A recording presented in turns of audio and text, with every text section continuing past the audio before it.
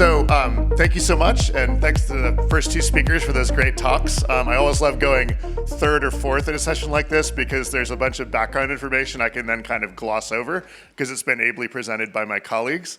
I will try to stay close to the center of the stage, but I need to see my own slides, so.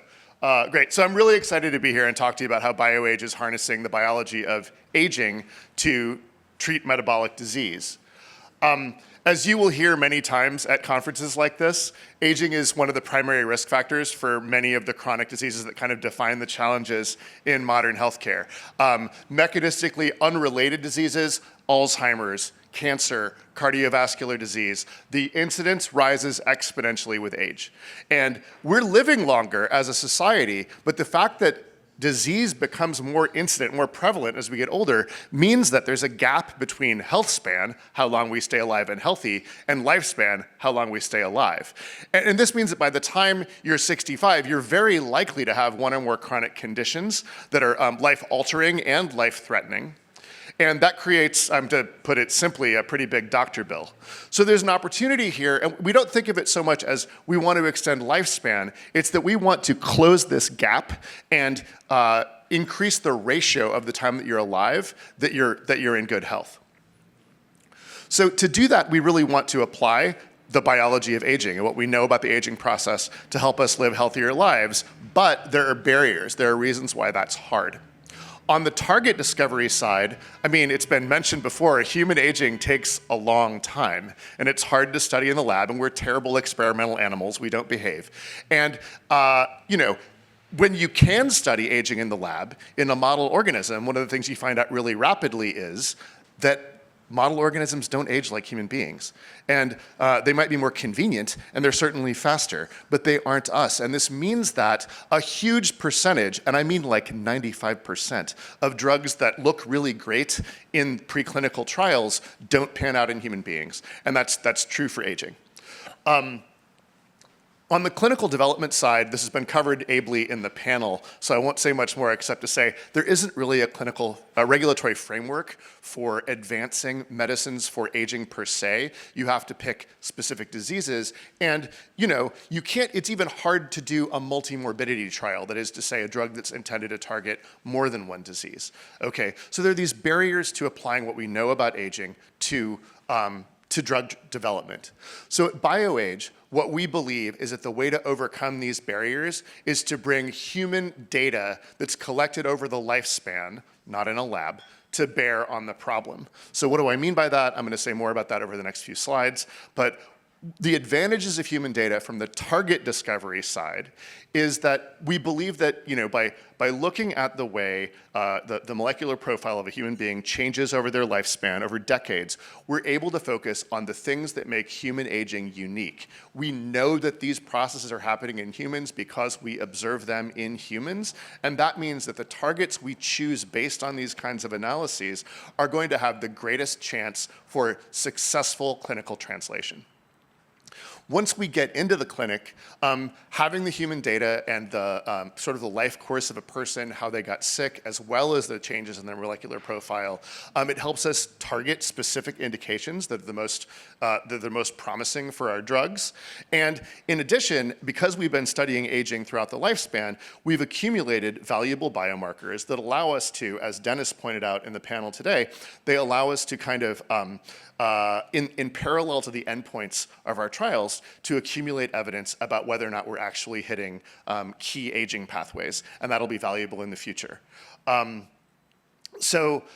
This is our equivalent of Joe's stepping stone slide. So our biology comes from the biology of aging, but we're very much in the disease-first focus stage. And here's where we're choosing diseases with a narrow definition, a clear regulatory path to approval, high unmet need and big market opportunity. Of course, you don't go after small fish, you go after big ones.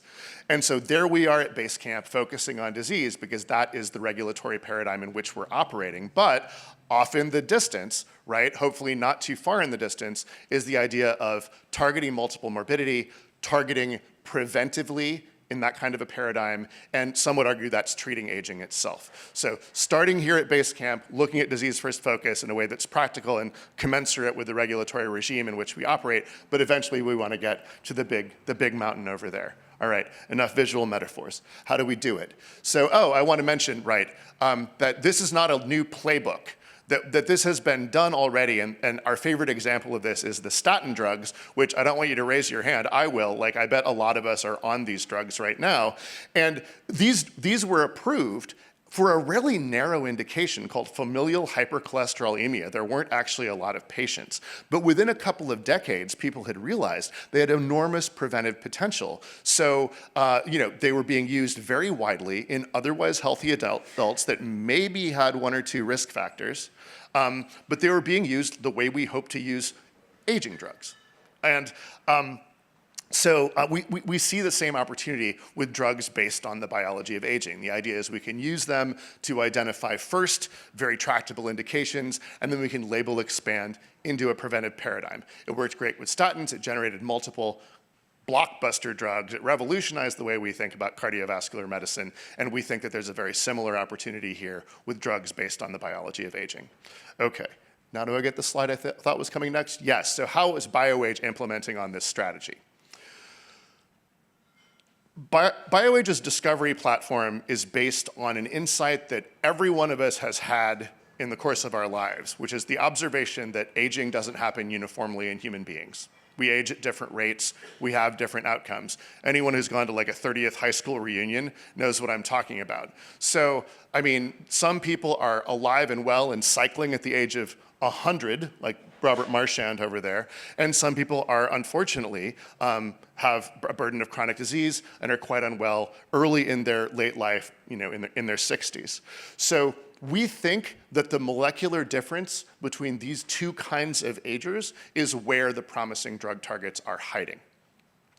In order to study that, we've accumulated what to us is an invaluable resource, which is a huge data set, millions of data points from tens of thousands of people, I should say over 10,000 people, some followed over as many as 50 years. We have their molecular profiles, we have their life history in terms of when they got sick, when they died, and we can look at these data and distinguish at a molecular level between the most successful agers and average agers and people who have less successful courses of aging. And from there, from those health span trajectories, we can begin to tease out the genes and proteins that drive these differences. And there, as I said, is where we focus our search for targets for new drugs. All right, this is just our pipeline, and I don't want you to focus on the details. The point of it is just to say that this strategy of studying human aging and looking for targets in the patterns that distinguish healthy from less successful agers is that it's resulted in multiple assets under development. They're at different stages of maturity. They all act via different mechanisms, but they're currently focused, kind of clustered around the idea of metabolic aging and metabolic disease. And I'm going to tell you a story now. Here's how the rest of the talk is going to go. I'm going to first tell you about our lead program and how it came from studying human aging and how we got from longitudinal human data to clinical development. Then I'm going to tell you why we're really excited about this drug for our initial indication, which will be obesity. And then I'm going to go back and talk about the platform a little bit more at the end. Okay, so our lead program is a novel class of NLRP3 inhibitors. I'm going to explain what that means in one slide. And it's exemplified by our lead compound, which is this drug called BGE-102. All right, so one of the things we discovered when we were studying the data in our platform is there is a protein called NLRP3 that was negatively associated with lifespan. That is to say, if you had more activity of this protein, you lived shorter, you lived unhealthier, okay? And there was also, in parallel to that, strong genetic evidence that high NLRP3 activity was associated with cardiovascular disease in human populations. All right, so, I mean, very, very broadly and coarsely, NLRP3 bad from this evidence that we'd accumulated. All right. So what is NLRP3? NLRP3 is a component of a signaling module in the immune system called the inflammasome. And usually what it's doing, or what it's supposed to be doing, is helping you fight off infection. When NLRP3 is turned on, inflammatory cytokines are produced, and they do good things when you have to, fight off an infection or for a couple of other important reasons.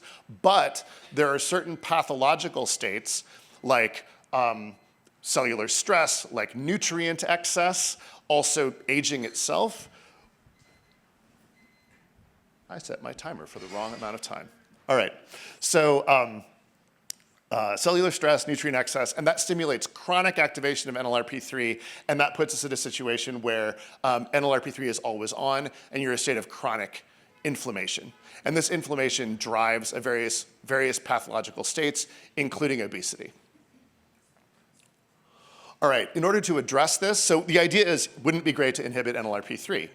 So in order to address this, we developed a novel class of NLRP3 inhibitors that act a different way than any other known NLRP3 inhibitor. And I'll just very briefly say we think the lead compound in this class has best-in-class capability, best-in-class potency. It gets into the brain, which is important because a lot of the places where inflammation matters for metabolic disease is in the brain. And we also think that it's suited for convenient once-daily dosing, and why I say that is important will be clear in a moment. So, the drug is currently in phase 1 trials. We think we'll have data pretty soon for the single ascending dose cohorts. We'll have data for the multiple ascending dose cohorts in 2026. And in addition to looking at the safety and tolerability endpoints that everyone likes to study in phase 1 trials, we will also be able, using an ex vivo assay where we take some of the subject's blood out and analyze how effectively their white blood cells are making IL-1 beta, one of the inflammatory signals controlled by NLRP3. We can get some sense of target engagement from that phase 1 trial as well. So we're excited for those results. Follow BioAge on social media, and you'll get the news along with everyone else, hopefully pretty soon. So great. So now I want to talk about why we're excited about this drug in the context of obesity. So I said earlier, I was beating up on animal models, and I said mice don't age the way that we do, and they don't. But one of the things mice do just exactly the way that we do is get fat if they eat unhealthy food. And so diet-induced obesity models in rodents are very translational. That is to say, in many other studies, the degree of weight loss that an intervention gave you in a diet-induced obese mouse was very strongly correlated with the amount of weight loss you see in a human being, which is why we get excited about data like what I'm about to show you. If you give NLRP3 inhibitors of our class, BGE-102, to a diet-induced obese mouse, you get dose-dependent weight loss. And I just want to draw your attention to the aqua line there, okay? I'm sorry we had to do statistics on this. But the aqua line, that's roughly running just alongside where the semaglutide line is. So we get the same amount of weight loss that you get with the compound that is sold as Ozempic Wegovy. All right, so that we were very happy about that result.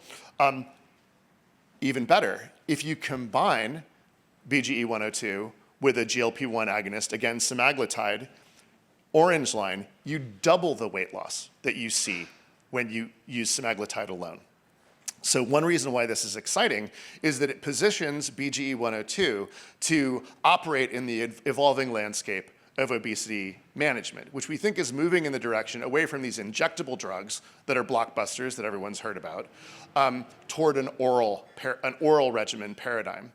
And that addresses patient preference, it addresses cost, it addresses the need for a cold chain, but as you probably already know, the oral GLP-1 drugs aren't quite as effective as the injectables. So BGE-102 is perfectly positioned to serve in an all-oral combination regimen with a next-generation oral GLP-1 to get injectable level efficiency in an oral treatment. So that's the hope, that's what we're excited about here.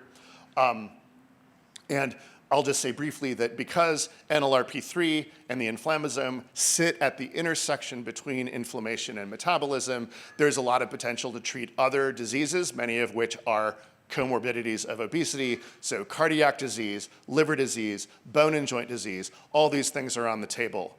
And I will say that if all goes well, with a phase 1 trial. We have plans to initiate a phase 2 proof of concept trial for obesity for BGE-102 in 2026.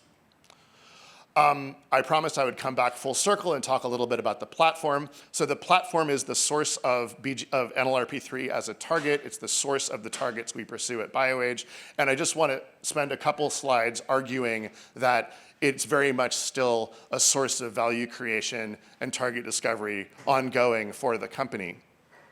We have two collaborations related to our platform with large pharma companies that you might have heard of. We have a nice collaboration with Eli Lilly in which we're developing monoclonal antibody drugs for 2 of our targets, currently undisclosed. And with Novartis, we're working on a target discovery collaboration that's at the intersection between exercise and aging. So one of the reasons why this is very exciting is that exercise is the #1 proven indication to prevent or delay,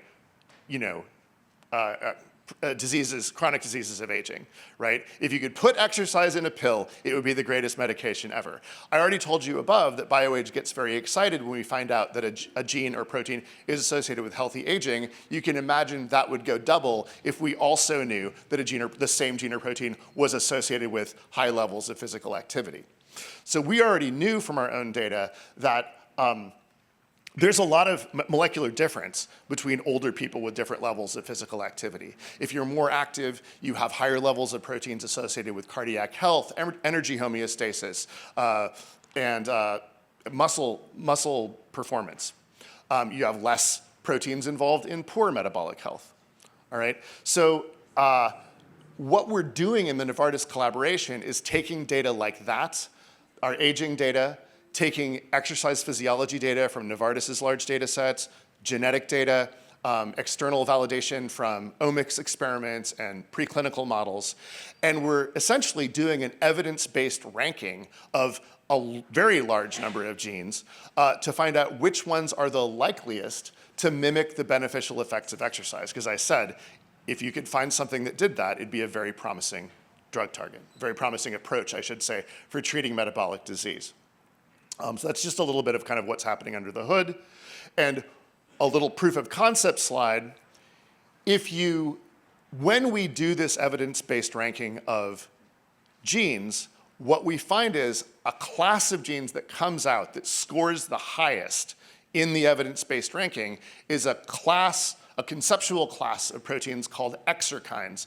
Exerkines are factors that are produced by your body in response to exercise, and they go out into the rest of the body and mediate the beneficial effects of exercise. They touch longevity, they touch metabolism, right? They're good things. And so it's very satisfying when we do this analysis, bringing in all these dimensions of data that I showed you on the previous slide, and that when we classify genes in this way that we're pulling out things that we're already pretty excited about. I just want to point out that APLN, the one at the peak there, is its receptor APJ is the target of another one of our programs that we haven't had a chance to talk about today, but it's an exerkine pathway that we know touches obesity and metabolic health. So this is all just to say that this collaboration, this massive data analysis, we have confidence that it is going to be a source of promising targets. And we know that because it's giving us back targets that we're already very excited about. All right, so I just have one more slide, and it's the most important one. When you're going after aging to treat metabolic disease, you obviously have to have the right data set, and you have to have the right approach. And I hope I've convinced you somewhat that we have some of those, but you also have to have the right team. And so I just want to close by acknowledging my amazing coworkers at BioAge, at least one of whom is here, and the amazing leadership at BioAge, our collaborators in America and in the rest of the world, and it's all of these people make this possible, and I feel really lucky to work there. So I'll stop talking and take any questions if there's time.